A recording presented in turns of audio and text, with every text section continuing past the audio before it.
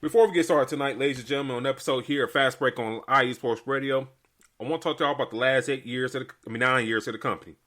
For the last 9 years, IE Sports Radio will be bringing you amazing content ranging for interviewing legendary athletes to building tailor-made shows dedicated to all major sports leagues around the country. All the while, it will be for the fans, or get my words right. We continue to be by the fans, for the fans, and with your help, we're ready to take the next step. Oh, we're not doing that. Well, on to the show. Excuse me, ladies and gentlemen.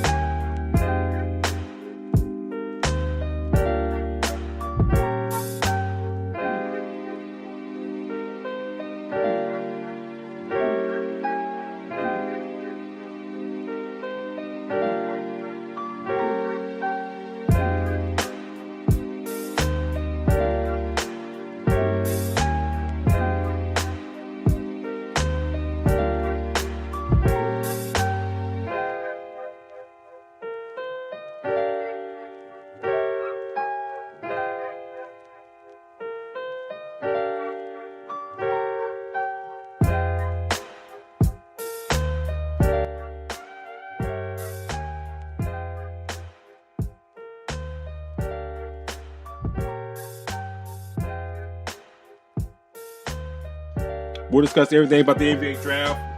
Will Victor Wembanyama be the next generational talent in the NBA?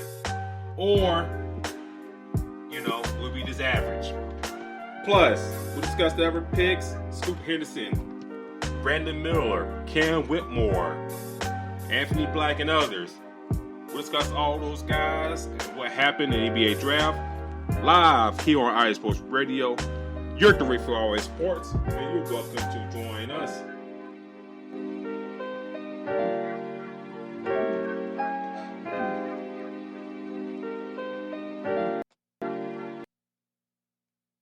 Join us as you shout tonight, ladies and gentlemen. Lots to talk about, lots to get into. Let's go and get right onto this horse. D-Lock, how you doing tonight, sir? Everything is going pretty well, man. A rough week, seeing what the hell my damn Magic doing. But I'm not surprised, man. So, but a very good draft, man. But as I said before, one of the key players that we'll talk about later did not get traded during the draft, but possibly may be getting traded during this offseason. Yeah, a lot of things happened, but not as we expected, and not like a lot of draft pundits expected as well. So let's go ahead and dive into it.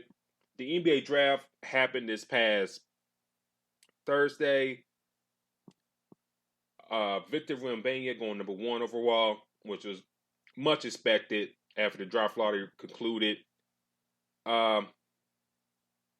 T-Lock, let's go ahead and dive into it. What did you think of? What do you think of Wembanyama going to the Spurs, and what impact do you think what happened with him there is with the Spurs? I think that's a hell of a piece for them. I think that, we've seen the units that the the Spurs have had over years. With the David Robinson, Tim Duncan, Ginobili, Tony Parker, Kawhi Leonard, all of these guys that played a huge part, on this team. And the team that they have now is fairly young. I like what they have prior to having him. I think having a guard like a Trey Jones is a pretty good piece. Remember, they had DeJounte Murray, a couple of years ago, but they ended up trading him away to Atlanta, knowing that they're in the rebuilding stage. Having a Devin Vassell out of Florida State, pretty decent guard who's played pretty well, pretty young. Keldon Johnson, who can play, the 3 and the 4 at times. And another piece they drafted last year, Jeremy Sochan, who was a hell of a piece as well. So this team is very young, and when you add a Victor, I think that's going to help what this team can do moving forward. But I think you're going to have to give this team time. I think that this team, has those guys that they can put together, and they can get things rolling. And you got the great coach in Greg Popovich, who was the guy that put this team in the right position. So for me, I love this pick. It's just that, just like the Chet Holmgren situation, I think that they need to make sure that this guy can stay healthy. Victor is, literally, we've seen him take pictures with, all these greats, like a Tim Duncan, like a David Robinson, and he looks a hell of a lot taller than them.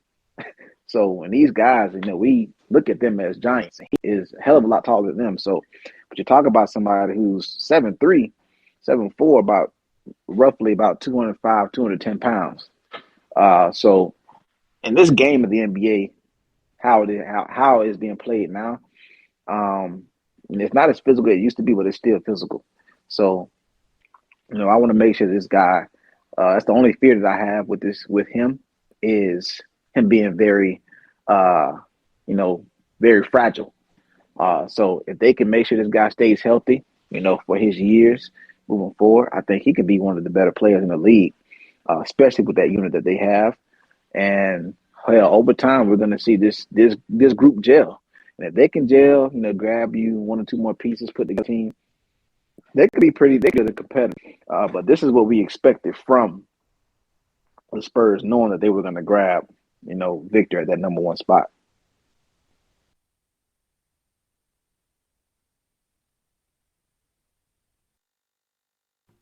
I think real quick for me, I think, the past several years they tried different post players down low for the Spurs. Jacob Potel, if I pronounce his name right. Zach Collins, and a host of others, but it just never really materialized with those guys. And I think, San Antonio's kind of been in the mud for the past few years. They draft guys like Josh Primo, and you would think, he would be nice to piece to work along Victor for years to come, but then he had his situation. He's no longer with the squad. So got that. Lonnie Walker didn't work out for you like you would hope. So, you got to hope this kid hits. Everybody, well, I don't say everybody, but good majority of people saying, this kid is the next big thing in the NBA. They probably hope so. They probably need to be so. And, like you mentioned too, if you just keep his action just to like summer league or something like that, things will be fine. If he's doing pro-ams and all that stuff, which I don't think he would, but if you just kind of just keep it on bubble wrap to training camp, I think it'd be going a long way for this team and get them moving along the right direction. They can free up a lot of cap space for the summer. And, do they go about, getting like a big free agent? I don't know. And that's not really the Spurs MO, anything like that. But if I was them, and they got some cap holds that they can get rid of, and I'm pulling up right now.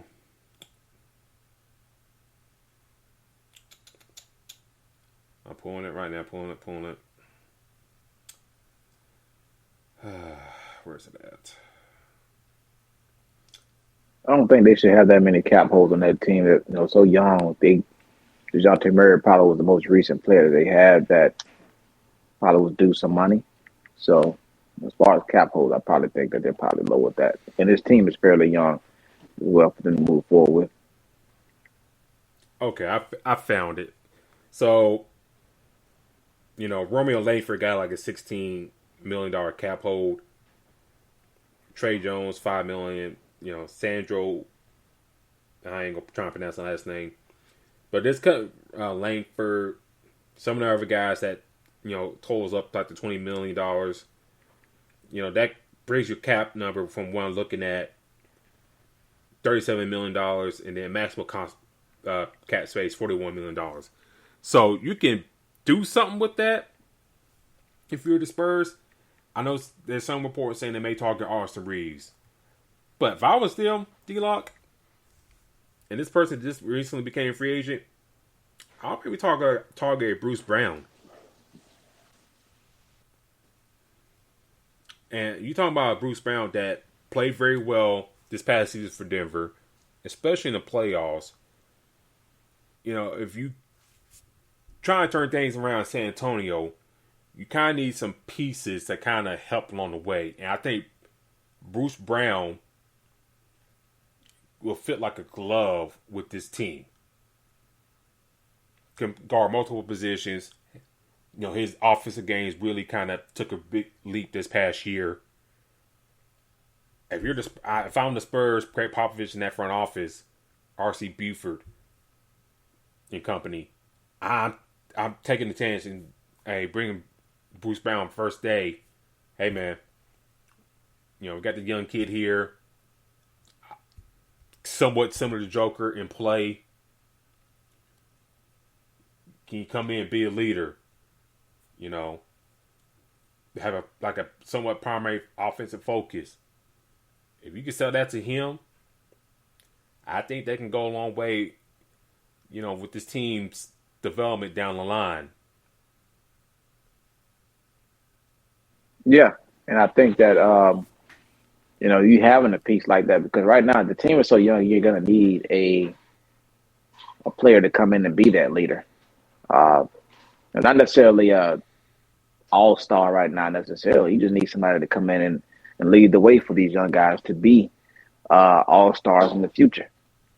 And we put the San Antonio Spurs, New England Patriots, the Alabama Crimson Tide football team, and now also Georgia Bulldog football team. Like, these teams have a history of having guys replace, and continue the tradition at these franchises or these teams.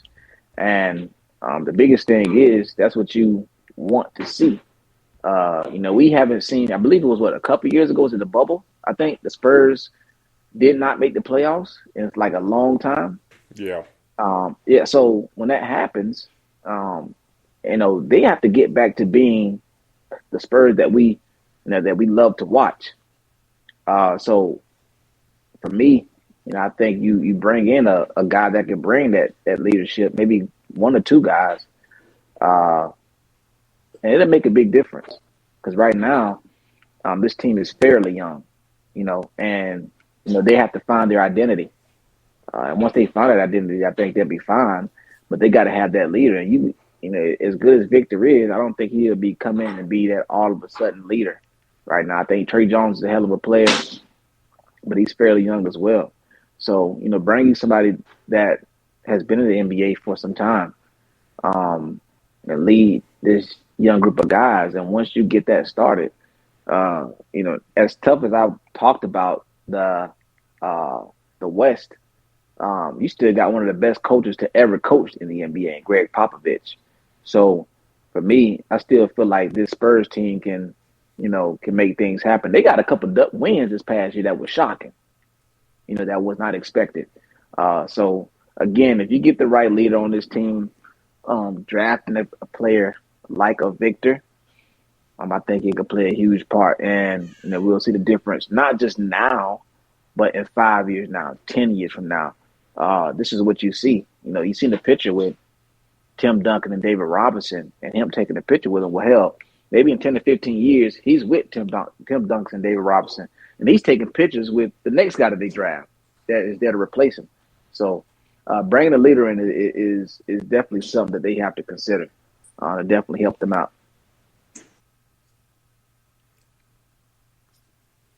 I just saw you tweet, your retweet of,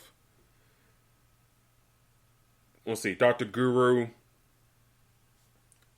saying, is Victor Wembanyama already a top 10 player in the NBA? And yeah, I was like, come on now. We punt the brakes a little bit. Let's punt the brakes a little bit.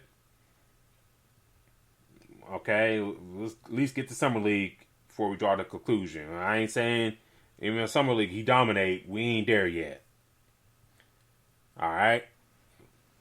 I mean, my biggest thing with that is, before I said CP3 for a reason, I counted 10 players that I would consider in the top 10 right now. Chris Paul is not one of them. And at this moment, to come in and say that he's already better than Chris Paul is not. I can't do that at this moment. Hell, Klay Thompson is not even top 10 right now in my mind.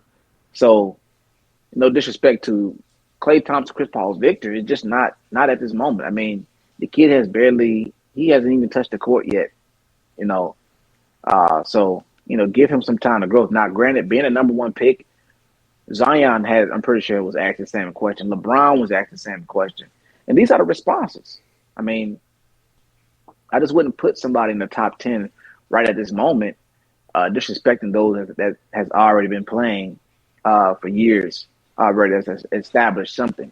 So now I think he can be, by the end of this year, he could be considered. He could be in the top 10, top 15, top 20. He could be up for discussion. But we haven't seen him dribble the ball yet. So, like I said, that obviously I understand the hype, but yeah, like you said, I definitely have to pump the brakes slightly.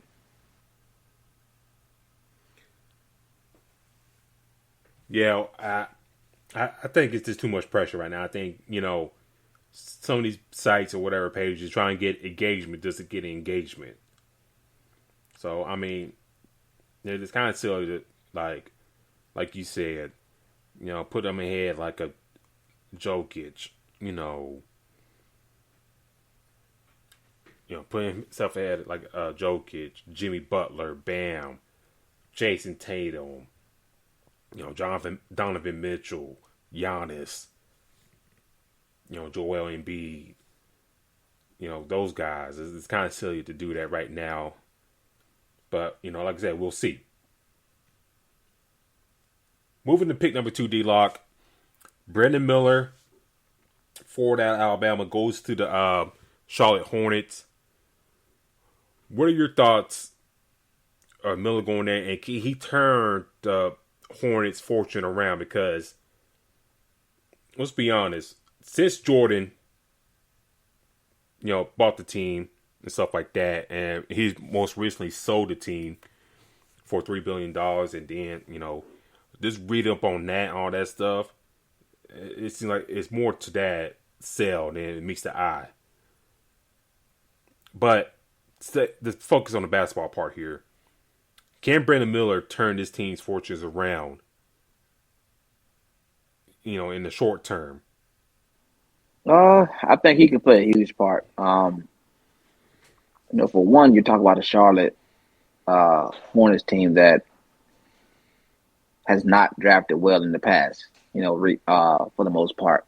Michael Jordan had a hell of a lot to do with that. But going to get hitting on a LaMelo Ball, which is a great thing. And we talked about it before. Hell, like, you see the numbers he put up, but sometimes his shooting is not all that impressive. So, but you have a LaMelo there, Gordon Hayward, who very inconsistent, very not really trustworthy, always being hurt. P.J. Washington there as well. Got to see what happens with Miles Bridges, I believe. But for me, grabbing a Brandon Miller is something that had to be done. I mean, outside of the off the court issues, clearly he was one of the better players in the NBA. I'm in the NCAA, showing that at Alabama, bringing them so far into the tournament. I just think that he can be one that grows with the LaMelo with this team. But more importantly, it's just the inconsistency that we had from Gordon Hayward. Him and Kelly Oubre. Gordon Hayward will play a couple games and then be gone for about 2 or 3 weeks. And me and you talked about this when Michael Jordan signed him in free agency and gave him all that damn money. We knew that you're taking a risk on the player who is very injury prone. So when you have that inconsistency, Brandon Miller could be that person that fills that void and help fill that void. So for me, I think that was a hell of a pickup. Still got Terry Rozier on the books, one of the better players as well. I mean, if your guard play can step up and play pretty well, I think they'll have a better season. But grabbing the Brandon Miller, I think, was a better decision than grabbing any other guard. I'll let you touch more into that. But I just think that, grabbing Brandon Miller, possibly we'll see what happens during the free agency. But I think grabbing Brandon Miller was the best suit fit for them. I ain't gonna lie though, I was definitely thinking that when he said that Paul George is the best player he's ever seen, I thought he definitely was about to get passed up. But in the end, getting Brandon Miller was the right idea for Charlotte.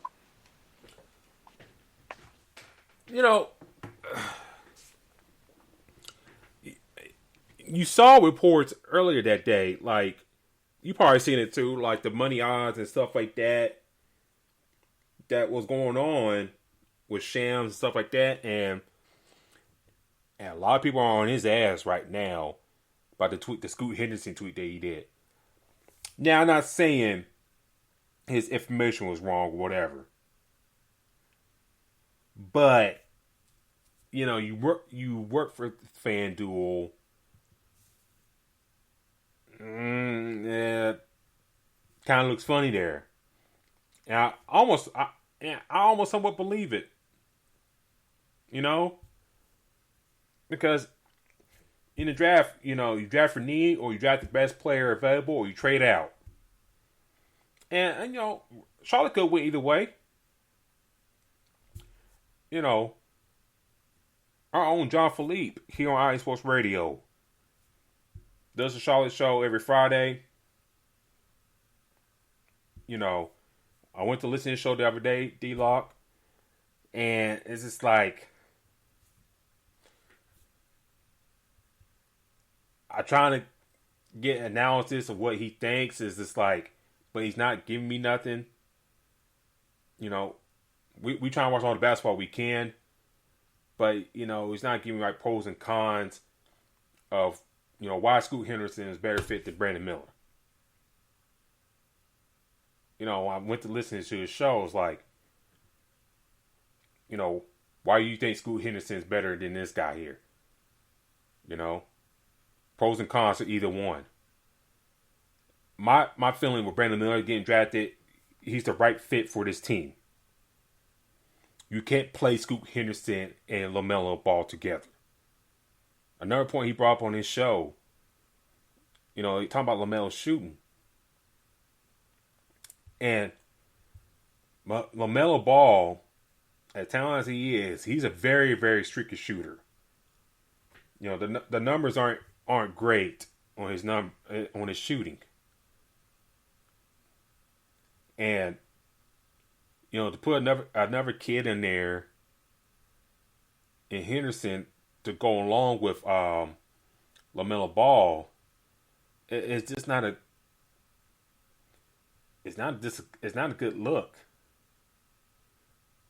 and I'm trying to pull it up right now.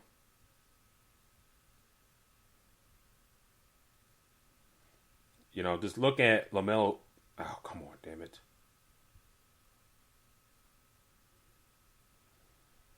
Just look at his stats. It's like 37% for 3-point land. Now, granted, he only played 36 games this year. But sometimes you look at the numbers and metrics with him, it's like he takes a lot of shots to get to his point total. And to put that with another guy who needs the ball in his hand, it's not a great fit. Nope. And definitely wouldn't work. It won't work. And this team needs spacing and shooting. Miles Bridges, I assume he'd be back with Charlotte. So we'll see how that works out. Gordon Hayward, we talked about this years ago. It was a bad signing from day one. Rozier, decent signing, but too much money. The first round he signed him, and then when they re-upped him again, like, if this guy is not moving the needle for your team like this, why are you resigning to this big money? So, just like Charlotte just has made a load of bad decisions. I'm still kind of surprised Mick Kupchak has a job. It's just a mess. And then the ownership changing hands, that's a mess too. But if you get this figured out with Brandon Miller, and I watched damn near all Alabama games this past year to say this, and John Philippe, nothing against you, bud, but to say Brandon Miller don't have that dog in him like Scoot Henderson, kind of wrong on that, bud. I'm sorry. You get a guy that can shoot the ball. Does probably need to work his half-court game a little bit. But I think they'll come in time. And, you come from the Alabama system that you're either taking a three-point shot or you're driving for a layup. There's in between every once in a while, but it's not their best result. So if you're a Charlotte Hornets fan and all that stuff, that's where he's coming from. Now, can he work on that mid-range and stuff like that to be a more complete player? I think so. But give the kid time. I think he'll come in. We're getting outside, to beyond the arc. He can really shoot the ball, really consistent. I think another thing he's got to work on, D-Lock, you can't disappear from games. And I know the Heat and stuff like that, what the incident that he was involved with, it really kind of picked up steam. And we saw that in the tournament because he wasn't there. I think if he was on his A game, then we're talking about a different Alabama team in the tournament. But I think he's got that mental psyche to get past these things and play strong basketball through and through. So if you work those two things there, I think Charlotte got a good get. Yeah, that's like I said, I think that's a very good piece for them.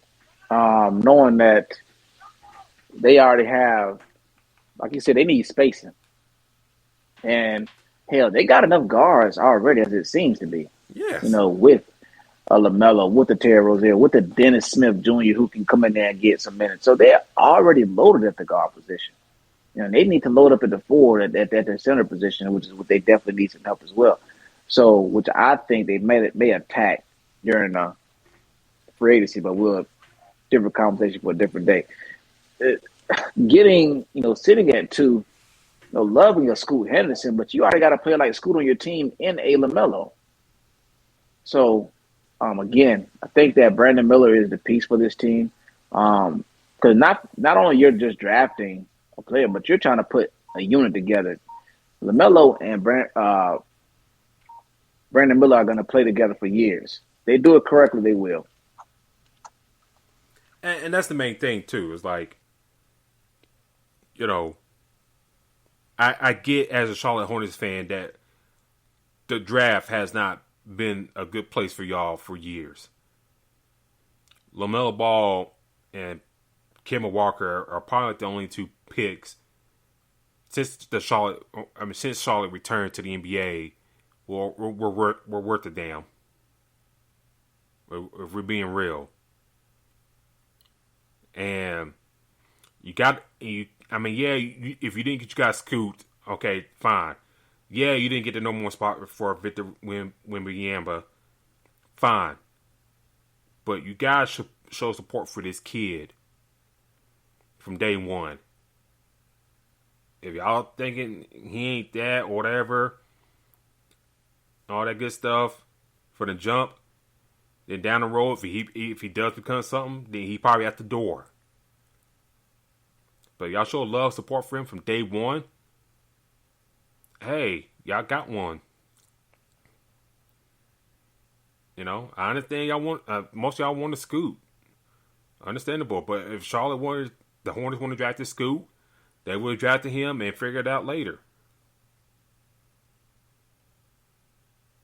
So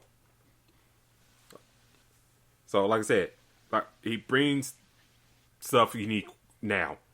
Kelly Oubre is a free agent. All right, he didn't move the needle for y'all. Gone. If you find a way to get rid of Terry Rozier, Gordon Hayward's contracts, that's extra butter, and you free up more time for Miller. So, if you want to bring back PJ, I don't know if you will or not. Then go from there. But you better hope LaMelo's come back healthy. You better hope Miller stays healthy. Richards, have him come along. Hopefully book night flip on the switch. And also, Nick Smith, who I had as a lottery type talent, you got him in the fold. And if he wasn't injured at Arkansas, he'd probably be in the lottery selection. So, patience, Hornets fans. I know it stings. But you can't tear down this kid just because. Well, it's going to what they, like I said, they're going. You see a guy that you want, and you're just like, damn, I'm so tired of seeing, obviously we knew what Victor was, and we're saying, okay, well, the next best prospect out of this draft, is Scoot. And, they're like, well, he is the best person available. We should get him, but you got a player very similar to him, and you already have, a shooter that you need right now. Now, granted, his shooting can be better, but you need to pair him with somebody that he can grow with for some time at a different position. If Brandon Miller works out, which I believe he will, it's going to pay, great for them because they have LaMelo and they'll have Brandon Miller. Now they can attack the center position as well. And I'm not coming from this like as an Alabama homer. I'm just coming as a person who, eat and breathe this stuff on a daily basis. So, I mean, yeah, I'm about to sound like Alabama homerish, but still, and I think we spent a little bit too much time on this, but we'll move on right here. But, to the Hornets fans out there, just chill. Just chill. I know y'all want to scoop, but y'all just kind of chill. From the way y'all talking, just chill. Moving on, D-Lock. Speaking of Scoot Henderson, he goes to number 3 to the Portland Trailblazers.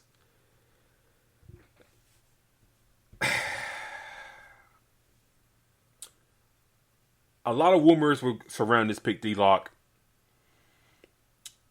Where they're going to trade it, I'll throw this out to you. I think they probably had like a deal with the Toronto Raptors for Pascal Siakam. But since he had come out and said that he's fine Toronto and content, and whoever he gets traded to, he's not resigning with that said team he's traded to. I think that deal fell apart. I think we'll probably hear a story about that coming out down the road that, yeah, Portland probably had a deal for Pascal Siakam and he nixed the deal because he didn't want to resign.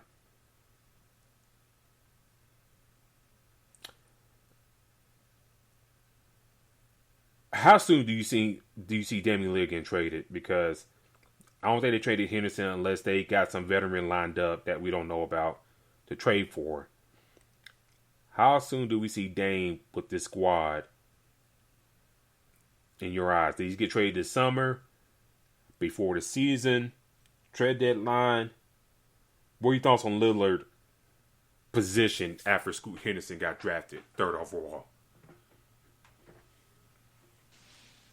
I've been saying for the longest, I find it very hard to see this guy getting traded.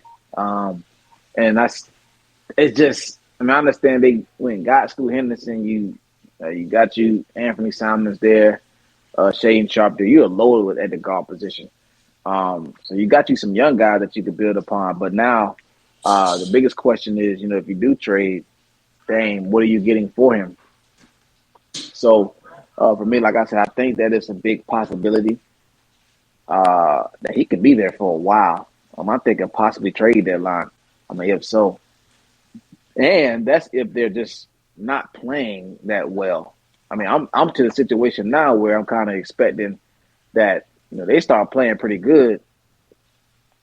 Dame is going to be fine with staying there. So for me, I think trade deadline is probably at the earliest. You would think that this would have been the perfect time to trade him. That 3rd pick, a team going to, trade and get a Scoot Henderson, getting Dame, but it's just at this point, what is taking so long? This has been happening every season. It seems like every offseason we hear the same thing about Dame. So for me, I think trade deadline is probably the earliest in my mind. I look at it like this. From the pick standpoint. I think, you're not putting Henderson to be the guy from day one. If Dame's still around. He can play behind Dame, all that stuff. So you're not. So I think Portland, depth-wise in the backcourt, in a good spot right now. Simons, Dame, Sarton, then Sharp, Henderson, right behind those guys. It's a pretty damn good spot to be in. You kind of look at it, to be honest with you. But you got Lillard and his qualms not playing with a young team.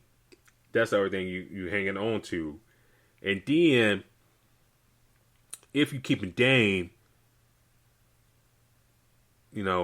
Jeremiah Grant, do you keep him around? Do you have to spend a bit of money to just keep him around to kind of keep Dame happy, to have some veteran presence with you?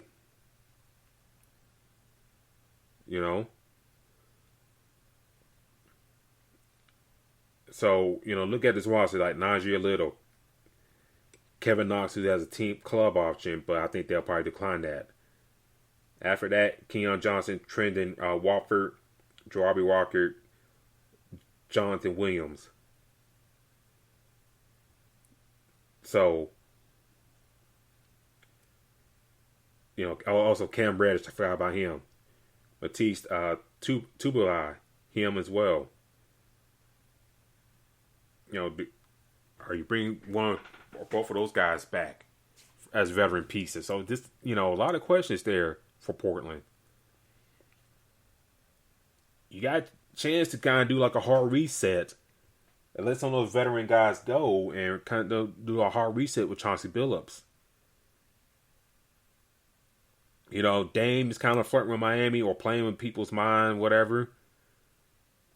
You know, if Miami prefers Dame over Bradley Beal, as we saw, then go get him. Do what you got to do. You know? Give up Duncan Yeah, and that's my thing. Give up. Yeah, go ahead. I'll say, like, give up. Well, Kyle Lowry's 37, Bobby 38. Give up him, Duncan Robinson. You know, probably another one of the young guys you got to last year. I forgot the kid's name. Jokic, I think. You know, a couple of three first round picks. Because think about it, because Dame's at least like, what, 30, 32, 33? I'm not giving a whole bunch of draft capital for him. So, I think that should be just enough to get Dame. If Portland don't want that, then tell them to kiss your ass. But Portland got to figure out something. Like, if they're going to do the veteran route, D-Lock, then do the veteran route. But if you're going to do a rebuild, just do the damn rebuild. Trade him. Who gives a damn about his feelings? I mean, I understand loyalty and stuff like that. I appreciate what you've done for our franchise. But sometimes you got to look in the mirror and say, okay, we all done what we done. And trying to change gears. I mean, the thing is, they've had him and C.J. McCollum and paired him with other guys, and it just has not worked out. Yep. You know, I mean, we look at what he's done. You know, that big, game winner against OKC. You know, which is huge, but they just haven't done anything in the playoffs. But they just haven't done anything. I mean, you got guys that clearly should be competing for a title. You know, remember, I was one of the ones that was saying Terry Stotts is one of the biggest reasons for this.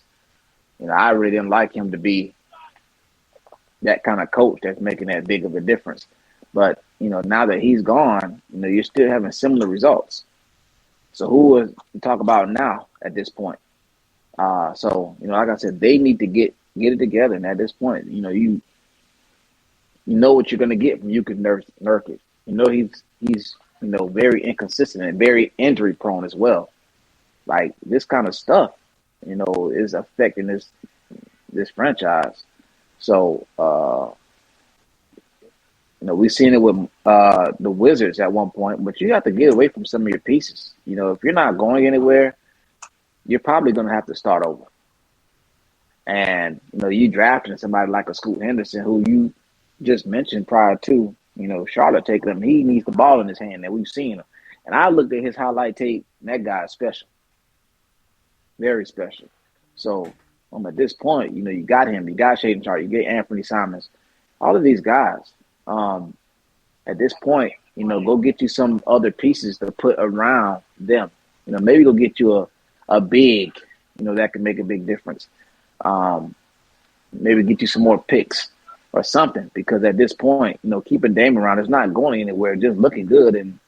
And we've seen this past year when they were not competitive, what happened? They shut them down. So, do you want to go through that again? I mean, what's the point of that? Panthers got to sit on the bench for the most part. Yeah, I think, you know, it's just like Portland's kind of looking like what Kobe situation was with the Lakers when Kobe's last couple of years. It's like you're keeping this dude around.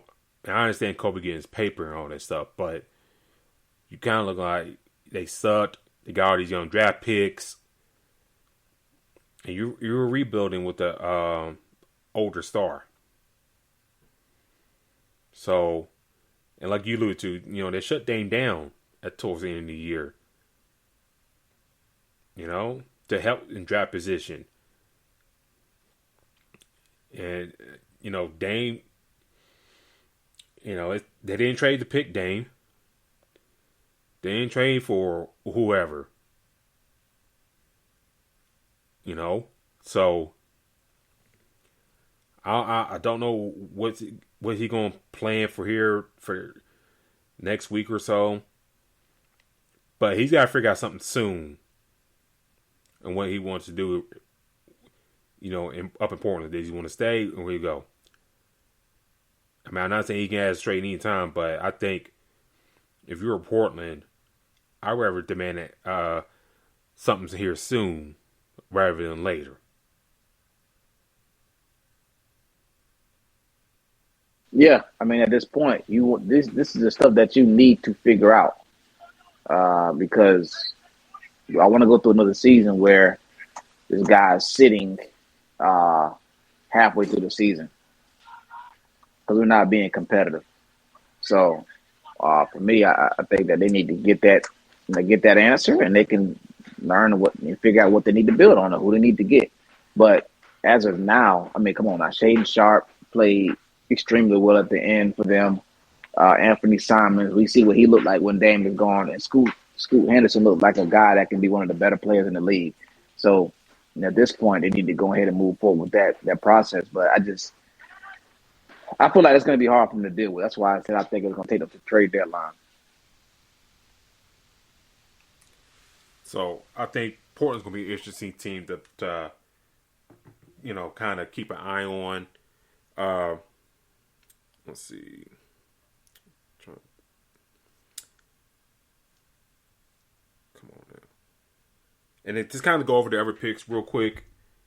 In the first round, Portland had Chris Murray for that Iowa 23rd pick. I thought, okay, if Jeremiah Grant doesn't come back, you at least got somebody there to play at that stretch 4 spot. So I thought that was a good pickup for them there. And if you do bring up Jeremiah Grant, I mean, you got depth.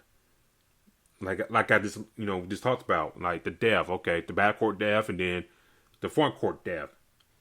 If you bring Grant back, okay, you got Chris Murray right behind him. So you got two guys that kind of similar style play.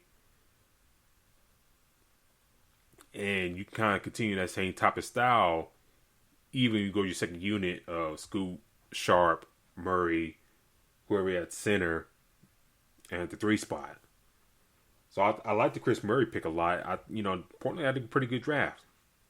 Along with Charlotte, get Nick Smith. To go along with Brandon Miller. Great pickup. But let's go to pick number 4. Amen Thompson, overtime elite, guard 6'6", 6'7".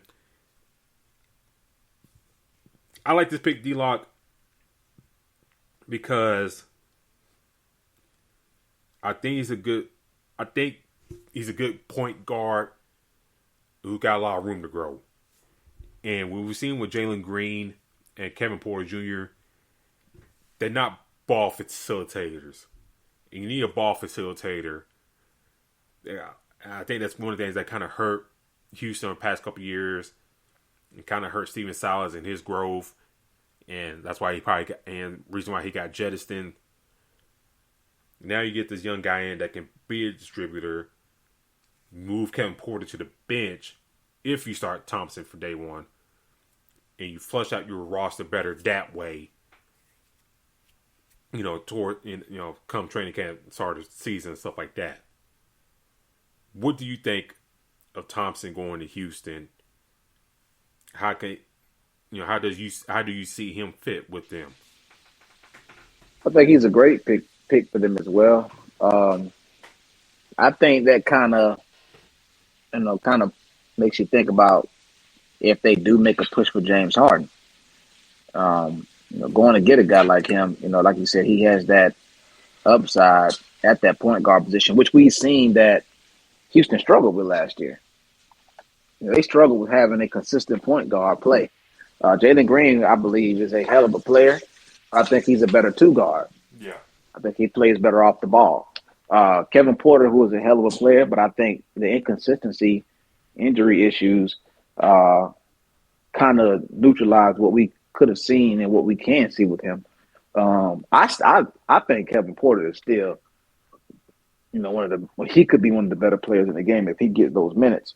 But with this group, it seems like a lot of these teams are loading up at that, those guard positions because they have a lot of inconsistency played there and trying to decide who's going to be the off, who's going to play off the ball and who can play off the ball. So for me, I think that, this pick is big. But it also now it kind of points me to, okay, well, what the hell happens with James Harden? Do they throw a lot of money at James Harden? Do they still make a push for him? Do they go, look somewhere else? So for me, I think that this is a good pick, but it also makes me curious to see what they're going to do during the free agency. And I think, you kind of look at it like this. Thompson can come in and hopefully be your starter. And then you look later on in the draft, Cam Whitmore, who I had a top 5, look for him, a grade for him. He falls in my third tier, like behind. Okay, you got Victor, clear number 1. Tier 2, Henderson, Miller. Then at Tier 3, you get the good get guys. Whitmore, the Thompson twins, in my opinion. And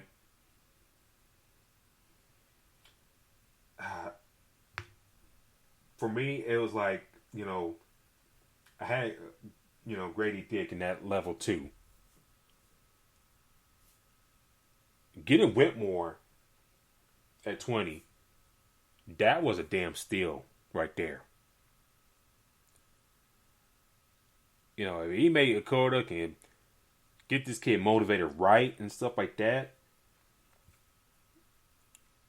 from the jump, all the other young talent with this squad of Houston already. And if James Harden comes, he comes. If he comes, hey, that's gravy. If he doesn't, I look at it from a coach's standpoint. Okay, I got Amen Thompson. I got Jalen Green. Eason. Kenyon Martin Jr. What's that center's name? Tip of my tongue right now. Sengun. Yeah. Him. Robbie Smith. Tari Eason. Jason Tate. That's a good collection of guys that I got. And Whitmore. That's a good collection of guys that I got in my arsenal right there. So, if Whitmore could come in and be that dude, like some people project him to be, and don't give me the BS that excuse me, that he don't like to talk and didn't interview well. Not everybody is a chatterbox. Not everybody's a chatterbox. And if that's the reason why this kid slid D-Lock, because he's not a chatterbox, then we down the line here, we might see some GMs lose their job just because of that. Because that's just dumb.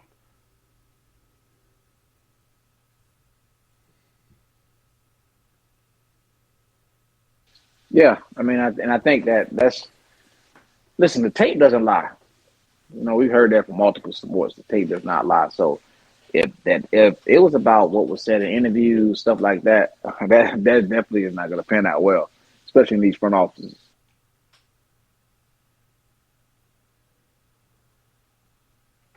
Yeah, I mean, if the kid don't, you gotta find things to kind of get the kid motivated and talk or whatever you gotta do. If he ain't disrespectful to you, rolling his eyes, stuff like that, Okay, yeah, I'm gonna understand. But if he's not answering your, questions saying, does your mom, likes banana pudding better than the key lime pie, stuff like that, then you don't demote that. You don't mark points off that. So I think Houston got a good draft as well. Looking back at it, and and what they did there, I thought they did an excellent job. And you couldn't ask for a better draft if you're Houston. 2 top 5 level players, maybe top level 6. And you get one at pick 4 and one pick 20. That's a win in my book. That's a big, big win in my book. Pick 5, the Pistons going with the other twin, Ashur Thompson. When I did my mock draft D-Lock, it's like either Whitmore or Ashur Thompson to go with this spot. There's kind of like the glaring hole at the 3 for Detroit.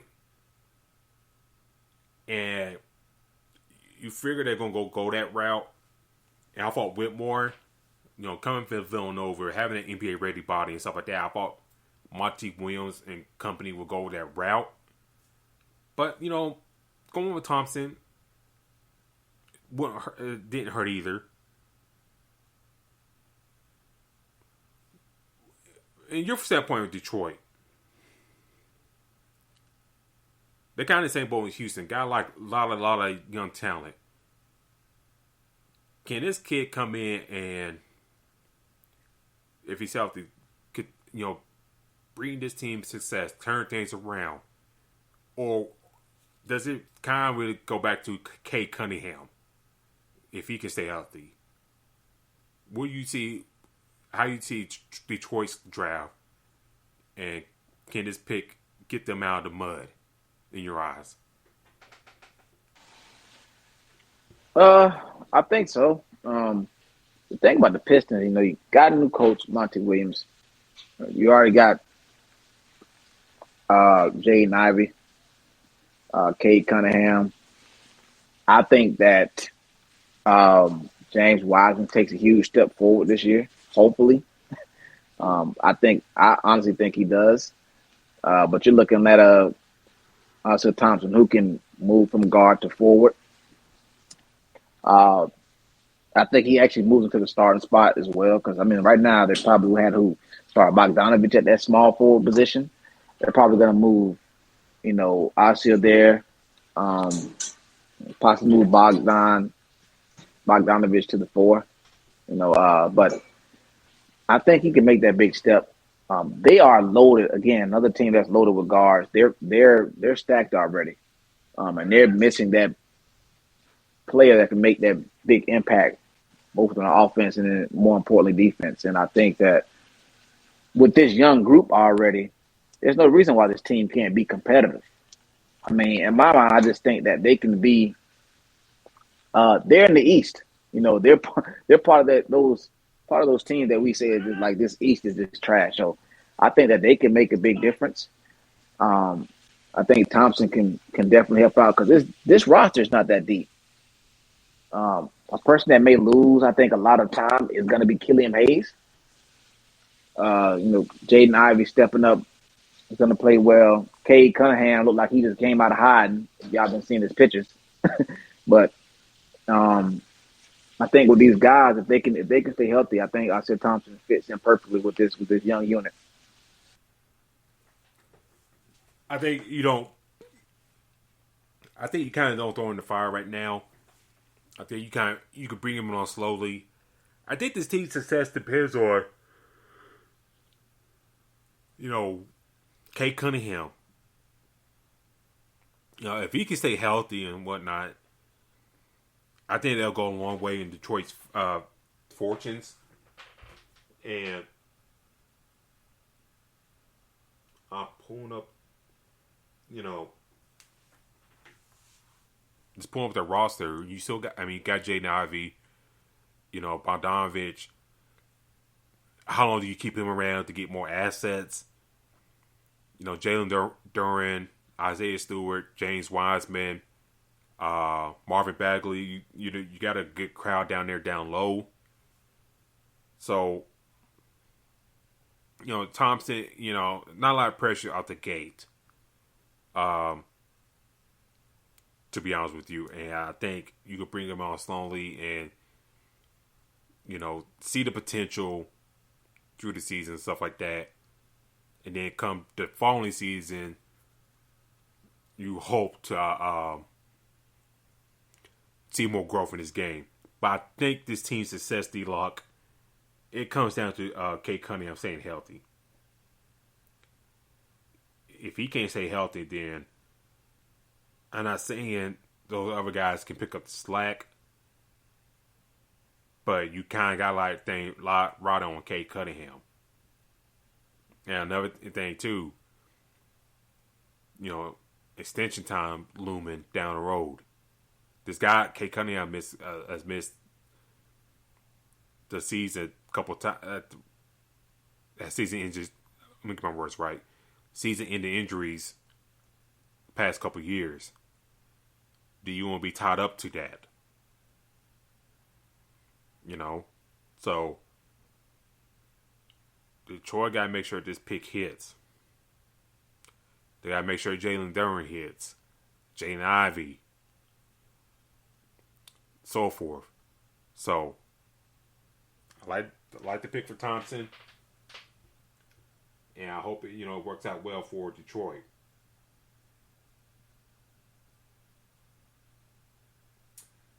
Let's get to your Orlando Magic. Pick 6 and pick 11. Pick 6, they went with Anthony Black, guard out of Arkansas, had a very good year. And then pick 11, Jake Howard, wing player out of Michigan, played with his dad. Kind of had a so-so season. Didn't really elevate Michigan that I had hoped. I'll let you have the floor here. What do you think of these two young prospects to your team, and what can they bring to the city of Orlando? Well, I definitely like Anthony Black. Me reading up on him, seeing how tall he is. He's 6'7", though. He's a big guard. Obviously moving from guard to forward, different positions. You already got Paolo Banchero there. It's going to be your main piece. The inconsistency of Jet Howard does kind of have me kind of curious to that pick. But the biggest thing also for me is knowing that you have Markelle Fultz, Jalen Suggs, and Cole Anthony. You're already loaded at that guard position, which had me trying to figure out what the hell are they doing. So I think he's going to play I think those two will play big pieces for the Orlando Magic. But it just seems like this team is going to go, just like you said with Cade Cunningham, the Pistons are going to go as far as he take them. It seems like that's what they're leaning with Paolo Banchero. How far he takes them. Now, I know this is going to be his second year. It's coming off a Rookie of the Year season. But it seems like there's going to be a lot of pressure on. They're having high expectations of this team being in the NBA playoffs on the East side, for the Eastern Conference. I think that they can be competitive with that. But, they're going to need their players to come up and step up. And Anthony Black is going to play a huge part, I believe. He's that wingspan. This team is very long.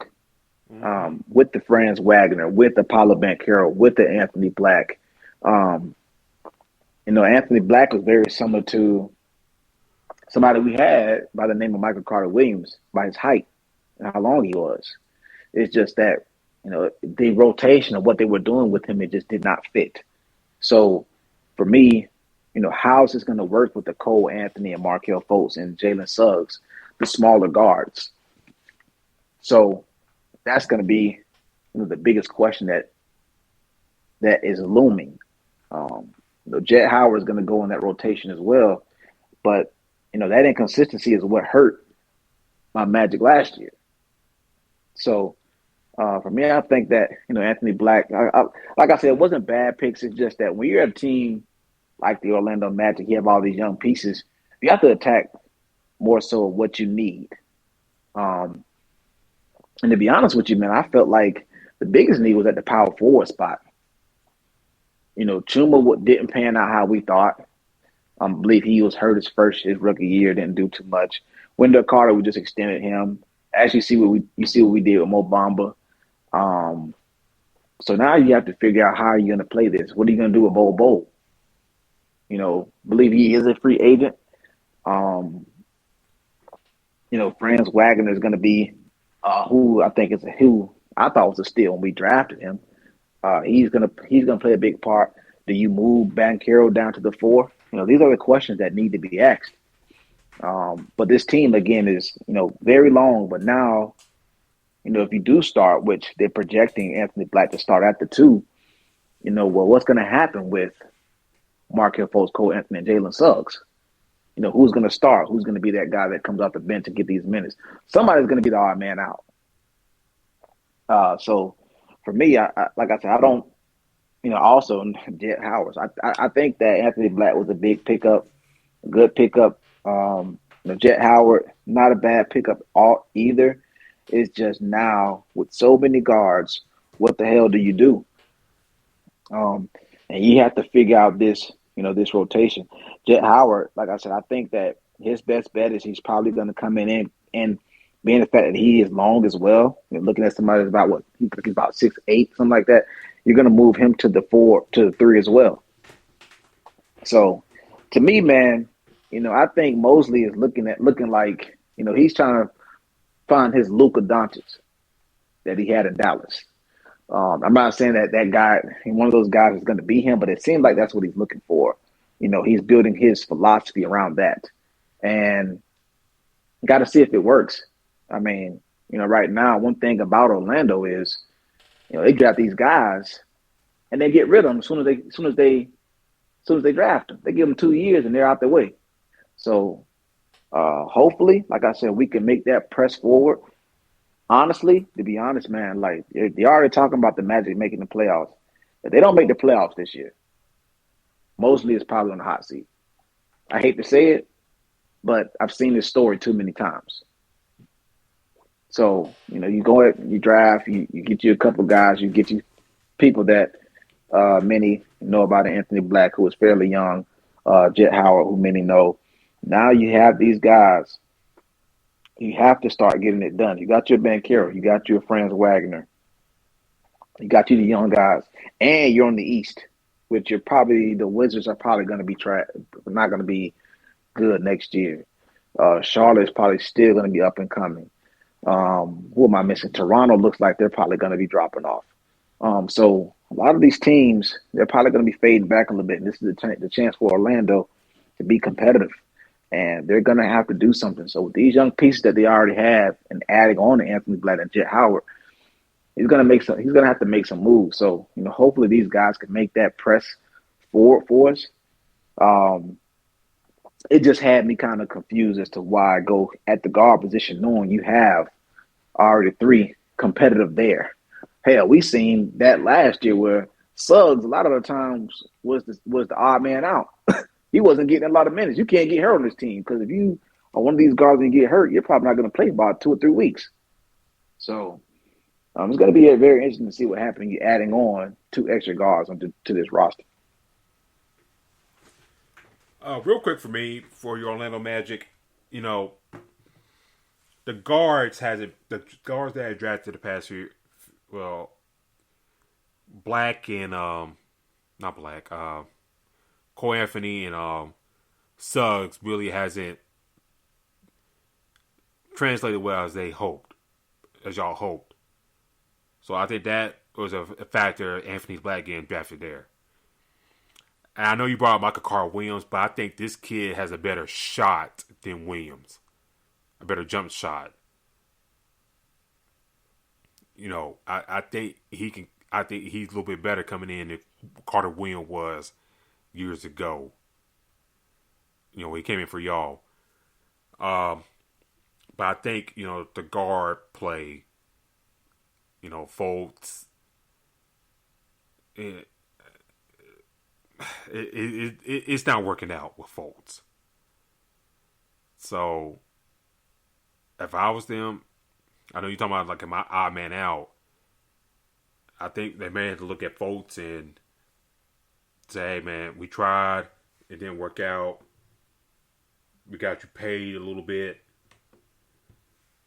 We'll try and make the best situation, find a situation for you.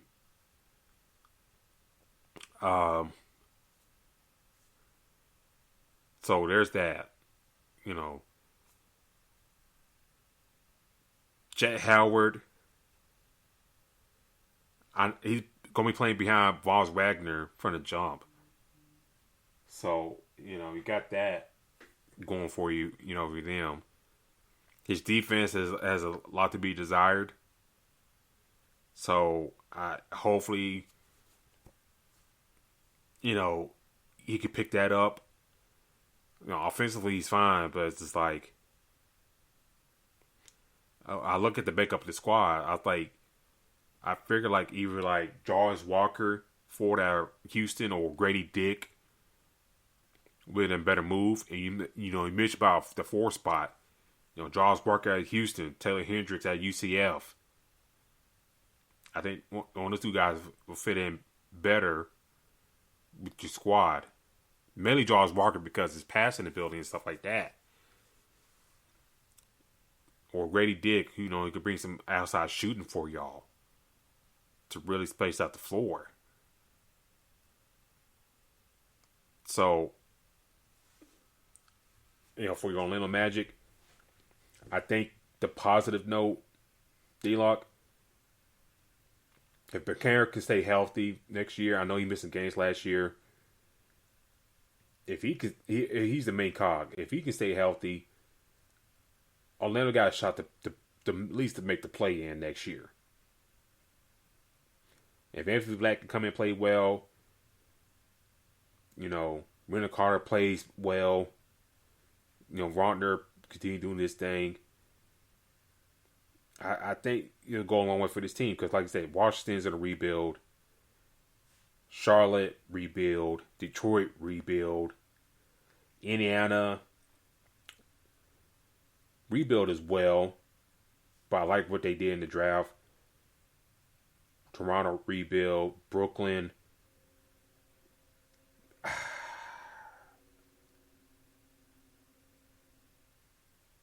I think they'll take a slide. But one of those teams you probably be competing with in the playing game that come next season. So, and then, what the hell does Jonathan Isaac bring to you?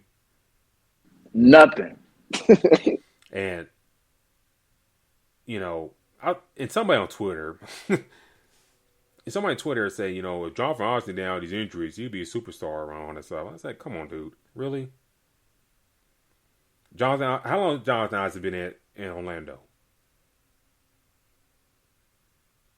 Oh, it's been some time. Let me double check because he's been there for it. I tell you this, he's been there so long they ain't even got him on the depth chart no more. Like he not even considered to be. Let me see. He has been there since 2017. So he's been there since 2017. He has not. Yep. He has not moved a needle for that franchise, not one damn bit. Has gotten a contract extension, and now he's more focused being this woke athlete, quote unquote, than being a damn ball player. If your team's gonna have any success, and if he's gonna be focused on that type of stuff, if you're gonna dive on that end of the spectrum there and be that warrior for that cause, your focus not on basketball. If you're on a team, I need guys focused. I'm tired of losing. If he's gonna do that, let him do that. Fine, but you're not gonna have that around my squad at the moment. I'm trying to win. If you're gonna do that, focus on that on somebody else's team. Got paid too. And you got paid too. That man did more help to Lakeland Magic and Orlando Magic, man. So, if I was them, I'll trade Jonathan Isaac for something, get him off the books. You'll probably flesh out your roster better. And it's just going from there. So, that's the Orlando draft right there. Let's zip through these quickly, real quick.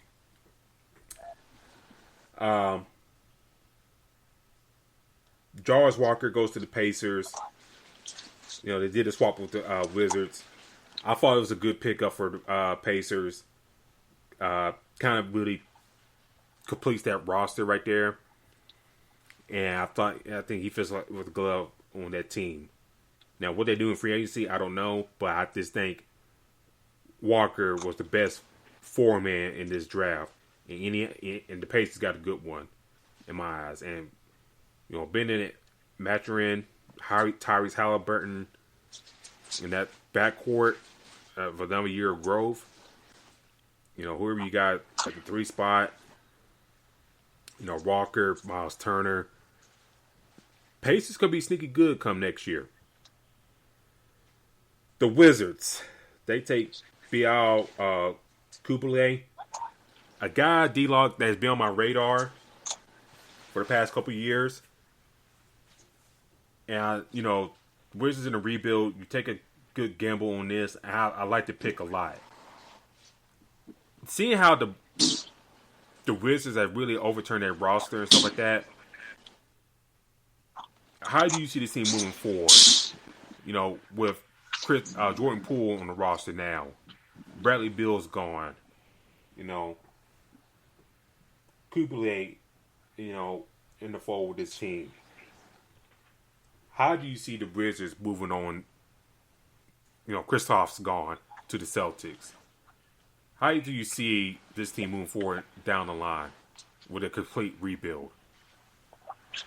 Well, I definitely think this team is in rebuild mode. I mean, it seems like they're in that situation. I think that, you know, for those that play fantasy basketball, you might want to get, you might want to already know who you know. Jordan Poole might have to be the guy that you have to get, because he's definitely going to be doing everything for this team. Now, you do got Tyus Jones there, who I think is probably going to start with them as well. But, you know, right now I think that this team is in that rebuild mode. I think Daniel Gafford is going to finally get the chance to get as many minutes as he deserves. Because when he plays, he gets minutes. I think he's definitely a hell of a player. It's just that he's been stuck, you know, behind Porzingis, and he was behind somebody in Chicago. Was it Drummond? Somebody he was behind in Drummond. Yeah. I can't think. Yeah, it probably was Drummond. So, you know, he now he gets his chance to actually, you know, play and get the minutes. I think he'll play pretty well. Denny is going to be Denny. I definitely think he's going to be good, but I just don't see this team being very competitive. Now, with a team like this, they could come out and, you know, shock a lot of people. They'll be one of those teams that many are sleeping on, but, you know, I think they're going to be drafting top 5 again. I actually think this is going to be one of the teams that get Bronny James next year. That's my thought process, but different conversation for a different day. But I think Jordan Poole is probably going to have an outstanding season. Kuzma probably definitely isn't coming back. Shamet, you know, sending him over there probably was nothing to Phoenix. I don't even see him getting that many minutes on this team, to be honest with you. So I think that, again, this Wizards team is not going to be that good. But, again, they're on the east side where expectations are high. But, I mean, the East is trash. So, if they can stick into it, they might be able to be one of those teams that barely gets kicked out of that doesn't make the play in. Yeah, I think, the roster turnover has been done exceptionally well. I know people harp on the fact that they didn't get that draft assets like they should, but they got off the contracts. Getting off Brad Bill's contract, excellent. Getting off training Chris Paul for Jordan Poole, excellent. You get a young player and stuff like that, on your roster. Granted, I think they should have got some more assets from the Warriors, but that's just me. But, now you got the time for your young guys. Tyus Jones, Crispert, Johnny Davis, Gafford, Poole. What's that forward's name? Crisper? Not Crispert, the other one. Anthony Gill? No, he got traded to Phoenix. Oh, God, it's tipping my tongue right now. Not Jay Huff. Avaja. Oh, Denny. Yeah, Denny. Yeah, Denny Avaja. So, more time for him as well at that 4 spot. So, when you try to do a rebuild, just like he kind of want to do it. To stick a young lineup out there and just see how things go. And I think, the Wizards, for the most part, has done a good job. Now, that 3-team trade they did with the Celtics and Grizzlies, I don't understand how they allow Boston to get those draft assets. And Boston, they won that trade there because you get Porzingis, but if it don't work out, you let him walk. But then you get the 2 draft assets to kind of do some other moves. And what we kind of been hearing is like Brogdon, he's hurt again. Yeah. And that's why the Clipper deal fell through for them. And, in that initial deal, they got the pick 30. And that could have been a great asset pickup right there. But, things didn't happen. It didn't happen. But, for Washington, I think, they did a great job in my eyes. You can't complain too much. They took a forward from Serbia who probably stay another year. So I think what they did was fine. What they've done so far is fine. And now come the season, training camp, whatever, or trade deadline, you could possibly sell off Monty Morris, Tyus Jones, to another team for assets. A team that's point guard needy come trade deadline time. You got 2 guys, Monty Morris, Tyus Jones, serviceable guards that you can flip for more assets. So I think Washington is in a good place right now. Long as you got the money out the books, that's the main thing. Yeah, the assets will help, but you don't be like the Boston Celtics down the line. We get things cooking, you hang on to these assets, and you don't do shit with them. So I think it's always better to get the money out the books and go about it that way, compared to holding all these assets like what I got right now. My pop figures right now on my desk. So I thought Washington did pretty well for themselves this offseason. Yeah, they're in a situation now where they're basically rebuilding. And I ain't gonna lie, getting Jordan Poole in that whole trade fiasco was a hell of a pickup, if you ask me. I know he got that big ass contract, but I mean, if you're in the rebuild mode, why not start with somebody like a Jordan Poole? When you take him, Chris Paul is going to get moved regardless. So now, you got somebody that you could build around. You don't need to draft a guard now. You don't need to build upon a guard even next year or starting in the, even free agency. So you got you a few rebuilding pieces. Jordan Poole is what, 24, 25?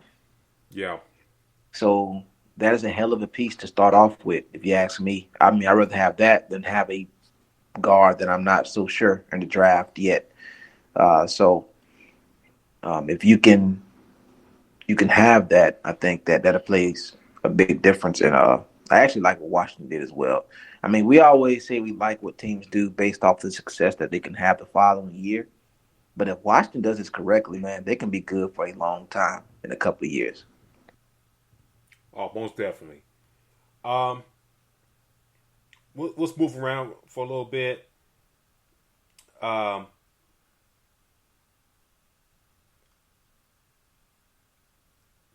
like what the Mavs did at pick number 10. I mean, they drafted Casey Wallace, but they traded to the Thunder for Derek Lively. Lively didn't play a lot this past year with Duke, hurt. One of the top prospects out of high school. You get that depth down low. You're not bringing back Christian Wood. You're probably not bringing back Dwight Powell. But then you also trade with the Kings later on this draft for Rashawn Holmes. So you get some depth there also. I like what the Mavs did in this draft. Get a young kid in Lively. You got the veteran in Holmes. So you got, the Christian Wood replacement. But also you got a young guy right there. So I like what the Mavs did in this draft. What you think? Not second round, but Dallas did. I mean, I definitely like what Dallas did. We know, who's going to run that team and who that team is going to rely on. The biggest thing is I think that, more than likely, knowing that Luka's going to be the guy, you're going to bring back Kyrie. Rashawn Holmes is there. So I do like what they've done and what they're going to continue doing. But they got to, they got the two guards that can get them there. And if they can get them going, in my opinion, man, they should let Tim Hardaway come off the bench. That's what I would do. Let him fill that role of being the sixth man. Jaden Harden needs to play extremely well for them if he can get the minutes. But I definitely like what Dallas did. If they can keep their two guards right, I think they should have something moving forward. So yeah, I think we both like what Dallas did. The Pelicans. They took a kid that I hope the Lakers would have drafted if he slipped down there. Jordan Hawkins, 14th overall pick, kid at UConn. A offensive dynamo. He's can shoot the ball very well, go to the rim. 3-level scorer, and he goes to the Pelicans. That I thought they would take a point guard because McCollum can run the point, but not a strong suit. Bi can run the point. But you don't want him doing that all game. So I thought maybe they would take one of the point guards here at that point, because Kyle Lewis hasn't really panned out. Alvarado, he's like a Patrick Beverly clone in a sense. Not a true point. He's just a combo guard in a sense. So I like the Hawkins pick to help with scoring and stuff like that, because I'm not saying Dyson Daniels can be something, but you're not taking Jordan Hawkins where you still got Dyson Daniels there in my eyes.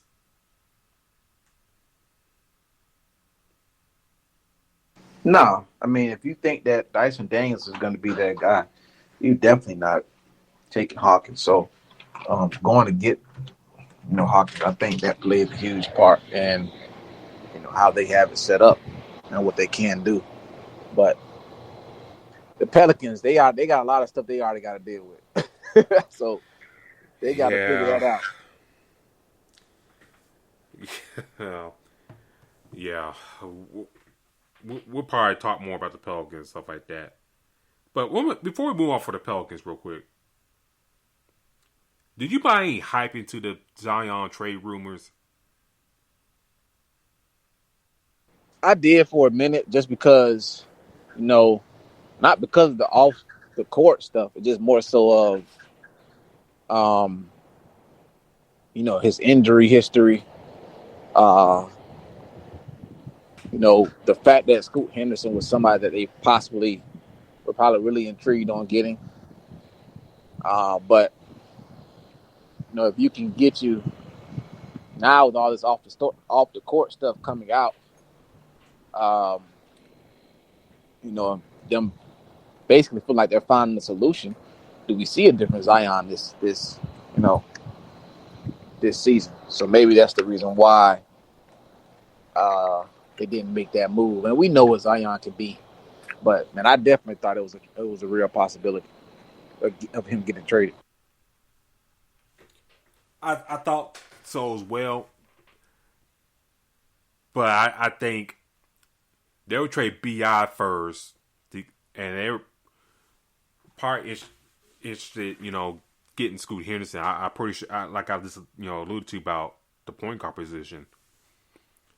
I think let's go back to Portland. What's their game plan? If Scoot Henderson was New Orleans bread and butter, then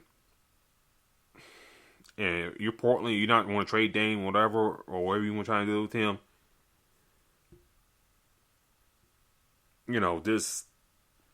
That's like an easy move right there. BI, the third pick.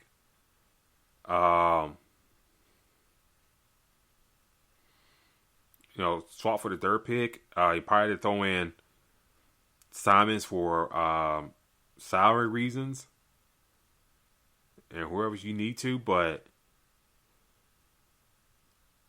God, that seemed like a deal made in heaven in a sense.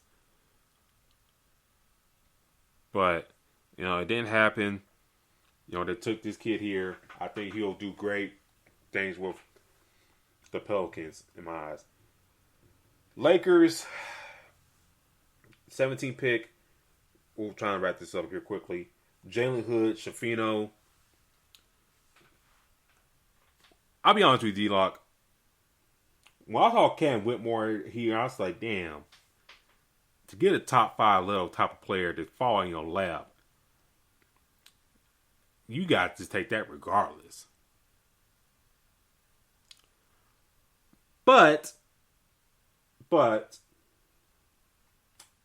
also thought about this. D'Angelo Russell, in a sense, kind of put them in this spot. Now, as we discussed on the show in the past, I was one of those people saying that D'Lo, when Magic was still there, that previous regime got kind of done wrong, getting traded away because of maturity reasons. And I think probably the final straw that brought the camel's back was the Nick Young situation. Now you fast forward all these years now, he's brought back to the fold. And Russell, with the second chance, had 4 months to kind of seal the deal to be with his team for the next 4 years, 3 or 4 years. And he had more downs and ups, especially the series against Denver, when he's like almost damn near unplayable. So, with that being said, and what happened there, you know, if he played well through the playoffs and stuff like that, you already got that position solidified, and now you can check it, you know, a chance on a Cam Whitmore. You could probably let the ease go of Austin Reeves, you know, let him go. But now, you know, since he didn't play well, you know, Dennis Schroeder, same boat. Now, you kind of need somebody behind those guys, and then also somebody for the future. And Jalen Hood-Schifino, big kid, 6'5", can play the position very well. You know, shooting, you know, should get there down the line. But big guard and stuff like that, very strong. I think, you know, this kid can work out. And I know some Lakers fans didn't like it, but you got to kind of blame D'Lo and Dennis Schroeder in that sense that they didn't work out as they hoped. And you had to take a young kid like this. So I like the pick what the Lakers did. I also like the second round pick that they took in the second round. What's that kid's name? Oh God, Maxwell Lewis out of Pepperdine. I had a first round grade on him, and to get him at pick 40, an offensive score like that. Hey, yeah, that was a good great pick. Very, very good pick to pick that late, to get him that late too. And I think you go into the offseason, you're not taking flyers on Juan Toscano Anderson. You're not taking flyers on, you know, these other guys that you hope to do well, but they don't do well. Get back to scouting. Get back to trusting the Bus sibling that does the scouting. And get some guys that you can trust and develop. And I think these two kids can be that for the Lakers down the line. I hope so. And, you know, I'll be honest with you, D-Lock. I was kind of worried they won't trade that 17th pick. You know, the Buddy Hield, Miles Turner swords popped up again. And since they didn't trade the pick, I think we can put to bed that Miles Turner and Buddy Hield ain't coming to this damn roster. And I'm kind of glad they didn't. Because you kind of need to develop some young kids. And one thing that always kind of has irked me a lot about LeBron and his influence, if things don't go right to the T, he's ready to blow up everything up. Just for this, and it hurts the team down the road. And you can't do that all the damn time. You can't. You can't reinvent the wheel again and again and again. Because it's going to bite you in the ass at times.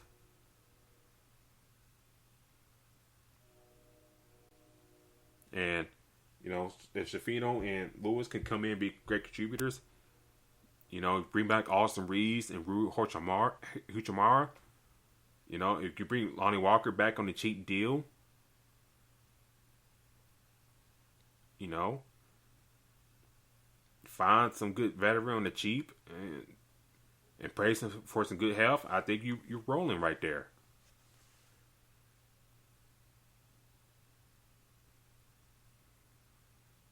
Yeah, like I said, they have those teams that can, not team players that can make that big difference. And you're in a running back situation right now with the unit that you got, but you need your two stars to play well. That's just going to be the story for the Lakers, to be honest with you, man. Oh, yeah, and it's going to be the story for the Lakers. And, you know, if Jared Vanderbilt takes a step offensively, that would go a long way with this team's success. You know what he can bring defensively. Offensively, if he can take the next step in shooting and set shots and stuff like that, that'll go a long way for this team. But if you don't, this is when you got somebody like a Maxwell Lewis on your squad. So, Lakers fans, I think it's a great draft right there. Wrap this up real quick, D-Lock. Just going down the list real quick. Brandon Pozinski goes to the Warriors. Guard at Santa Clara. I think he's the Dante DiVincenzo replacement, so no biggie there. Jamie Jarquez, pick 18, goes to out of UCLA, goes to the Heat. Good pickup there for them. They need like another forward down there that can play inside out and kind of be more versatile down there on the wing. So I think that was a good pickup for them, a good spot for him. And, Jarquez going there to Miami, I think it's a good fit culturally down there in Miami as well. Noah Clowney, forward out Alabama, goes to the Nets. Good pickup for them. They need some depth down low. Derek Whitehead, a boom and bust pick for the Nets. I think I'll say this real quick for the Nets. If these two guys show any sign of solid development, I hope they get solid playing time. And I'm worried about if these two kids show promise, will this organization stunt their growth as we've seen with Cam Thomas. Marcus Sasser going to the Grizzlies. Good pickup right there. A good, strong, a dog. And everybody talking about, Scoot Henderson being a dog and stuff like that. Marcus Sasser, he got the dog in him as well. So I thought that's a good pickup by Memphis, getting him to play behind John Morant, whenever he comes back. Ben Shepherd going to the Pacers. Good pickup. Another scorer at the 3 spot. Another piece to the puzzle right there that can fit well with that squad. Bryce Sensabaugh, 28 to the Jazz. I thought that was a good pickup. Kid, you could just let it develop. Not in a rush to, put him in the spotlight real quickly. So, a good place for them in Utah. Julian Swather going to the Nuggets.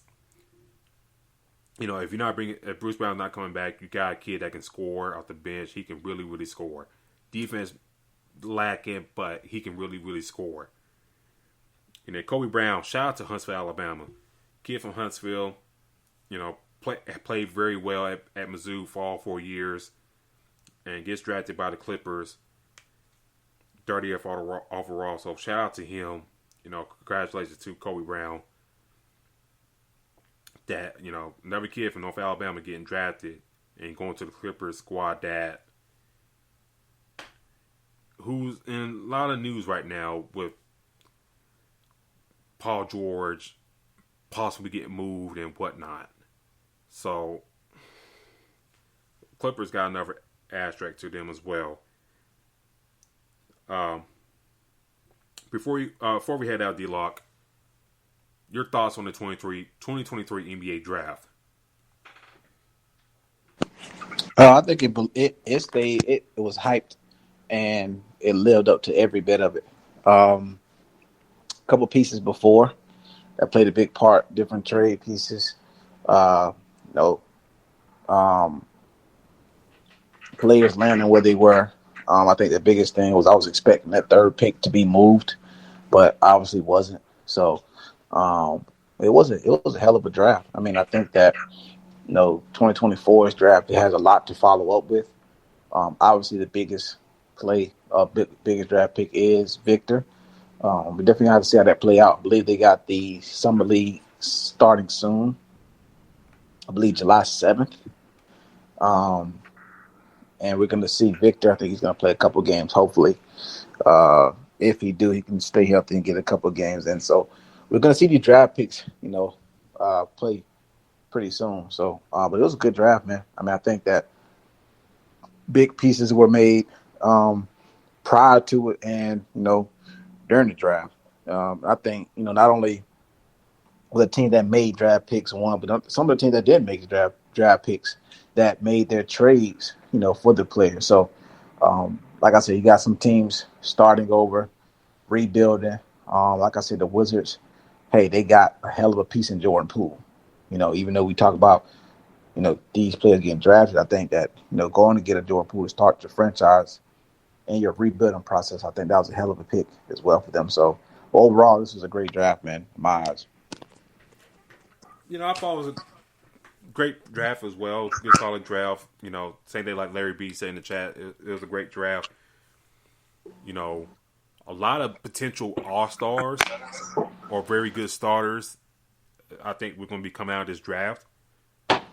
And, a lot of kids, I've been, just got a lot of potential. They, work hard and stay on it, and some of these teams develop them right. Can Victor be the next guy for San Antonio behind Robinson and Duncan and Kawhi Leonard to an extent? Can Brandon Miller change the fortunes of the Charlotte Hornets? Will Scoot Henderson be the next face for Portland? How would the Thompson twins do in their respective places? Can Anthony Black,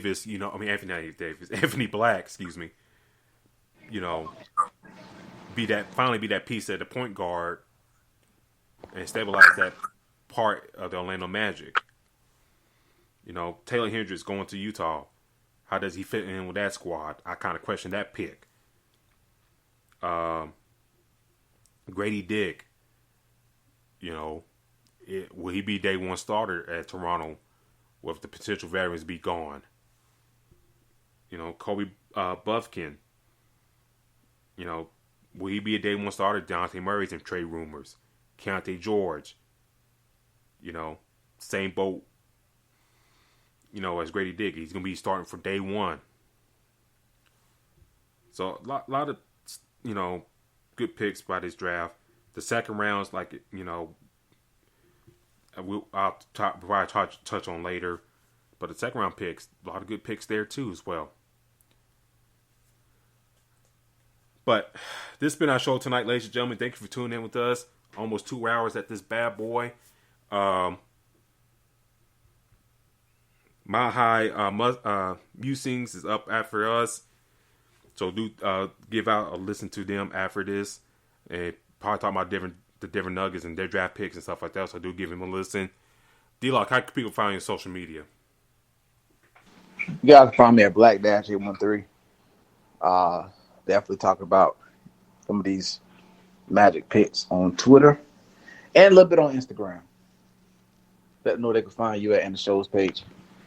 You can follow the show's page at Fast Break at IESR. That's Fast Break IESR on Twitter. You can follow me on my own personal account, Spawn4288. That's Spawn4288. I do another show on the side called The Crooks Process. You can follow that show on Facebook and Instagram. My shows are on Spotify now, so please do check that out. Give me a 5-star rating, right, if you happen to be on there. Next week, or sometime this week, free agency happenings is going to start going about. So we might try to get on the show, talk about the free agency dealings and stuff like that. We'll let y'all know on Twitter. So please follow us on there on any updates and stuff like that. That goes on there. Do check out IESportsRadio.com for all your latest shows, news, and feeds. Like I said, Mile High Musings right on after us. A lot of new shows joining the network. So do check out IESportsRadio.com for all your latest shows, news, and feeds. Do check out the IE Sports Radio gift shop. Buy something from there. Get that early start on Christmas shopping. We got some more extra money in your pocket. But until then, we'll talk to y'all later. Like I said, we might do something this week with free agency coming up. But, like I said, follow us on Twitter, Fast Break IESR, for your latest shows, news, and feed. But until then, we'll talk to y'all later. Peace.